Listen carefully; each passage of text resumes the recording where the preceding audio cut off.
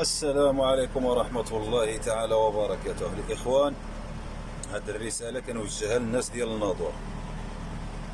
12 عام وأنا في هذا الدومين، عمر في الحياة ديالي ما حفرت شي قبر بالتراكس.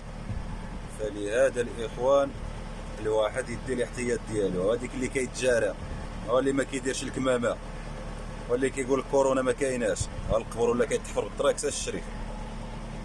فلهذا الإخوان الحيطة والحذر. هذا الشيء راه ولا كيخلع، والله الا ولا كيخلع.